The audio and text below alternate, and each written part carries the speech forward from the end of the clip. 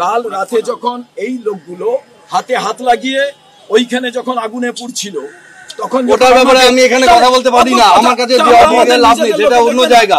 আমি এখানে পিসফুল একটা জায়গা করার চেষ্টা করছি, পিএম হচ্ছে। আপনি এখানে দলীয় কর্মসূচি করতে এসেছেন, এখান থেকে কারণ এখানে তো কেউ হাই হুল্লা করার জন্য নয়। প্রথম এসে যখন ঢুকলাম, এই যাবে না, যাও। ওনার ব্যবহার, আচ্ছা উনি তো পুলিশে চাকরি করেন, উনিও তো পরিবার থেকে এসছেন, আমাদের মতোই তো মানুষ। আমরা কি এখানে ভাঙচুর করতে এসছি না কিছু বলতে এসছি? কাল যখন আগুন লাগে তখন দৌড়ে গিয়ে ওখানে সবাই হাতে হাত লাগিয়ে চেষ্টা করেছে বাঁচাবার জন্য। তা আজকে এসছি যে আমাদের পরিচিত যাদের নামাজ ছিল তাদের মধ্যে মারা গেছে, দেখি এটা অন্য কিছু তো নয়। এখানে কিসে সভা করতে এসছি? কি বলছেন আমি তো বুঝতেই পারি না। কি করব? দেখতে না দিলে আমি একা গিয়ে উনি দেখা, এর তো কায়দা করা। আমাদের এই যারা এসছে পরিচিত লোকেরা মারা গেলে তাদের সব পরিচিত লোক, তাদের পরিচিত লোকেরা মারা গেছে, তারা দেখার জন্য এসছে। না বলতে পারতেন, বাইরে থাকতো। আপনি একজনকে অ্যালাউ করছি, আপনি আগে বাদ বাকি লোকেদের চলে যেতে বলুন, তারপরে আমরা অস্বীকার করছি না। আমি অস্বীকার করছি না, বিং ওসি আমি এখানে এতগুলো লোকের সামনে আমি আপনাকে রিকোয়েস্ট করছি আপনারা বাদ বাকি লোকেদের চলে যেতে বলুন। আপনি কি দলীয় কোনো মানে কর্মসূচি করছেন এখানে? তাহলে যদি না করছেন, আমি তো কথাই বলছি আপনার সাথে। আপনি যদি দলীয় কোনো কর্মসূচি না করেন, আমি হাত জোর করছি এখান থেকে আপনি চলে যান। আমি এর থেকে বেশি বলুন না, আপনি কথা বলছেন।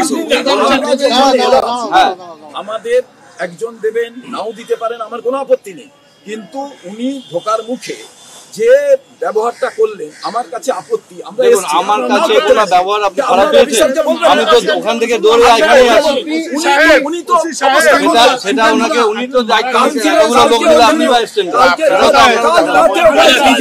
আপনি এতগুলো লোক নিয়ে এসছেন, আপনি এতগুলো সংগঠনকে আপনারা নিয়ে এসছেন। কাল রাতে যখন এই লোকগুলো হাতে হাত লাগিয়ে ওইখানে যখন আগুনে পুড়ছিল তখন ওটার ব্যাপারে আমি এখানে কথা বলতে পারি না। আমার কাছে লাভ নেই, সেটা অন্য জায়গা। আমি এখানে পিসফুল একটা জায়গা করার চেষ্টা করছি, পিএম হচ্ছে। আপনি এখানে দলীয় কর্মসূচি করতে এসেছেন,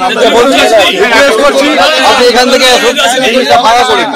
সহানুভূতি, সমবেদনা, শোক, কোনো ভাষা আছে? পরপর ঘটনা ঘটছে কলকাতায়, এটা কি যতুগৃহ হয়ে যাচ্ছে? এবং তারপর সেই ঘটনাগুলো কেন ঘটলো, তার কোনো বিধি ব্যবস্থা কি হলো কেউ জানে না। বস্তি পুড়ে যাচ্ছে, ছাই হয়ে গেল, কি হলো কেউ জানে না। এটা ভয়ঙ্কর ব্যাপার হচ্ছে, কোনো সন্দেহ নেই। যারা মারা গেছেন তারা একটা বড় অংশ বাংলার বাইরের ব্যবসা করতে এসেছিলেন। আমরা এমন অপদার্থতা, আমাদের বেআইনি নির্মাণ ভরে গেছে। আমি জানি না কোথায় দপ্তর, কোথায় ফায়ারের জন্য তো দপ্তর আছে, তার জন্য মন্ত্রী আছে।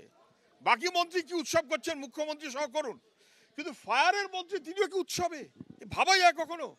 এ খবর যদি বাইরের রাজ্যের মানুষ পায় যে যখন 14 জন মানুষ পুড়ে মরছে, তখন দমকলের মন্ত্রী কি ফায়ারের মন্ত্রী উৎসবে মত্ত আছেন, তিনি সেখান থেকে নাকি সব কি বিবৃতি দিচ্ছেন। এ কেলেঙ্কারি কাণ্ড এসব।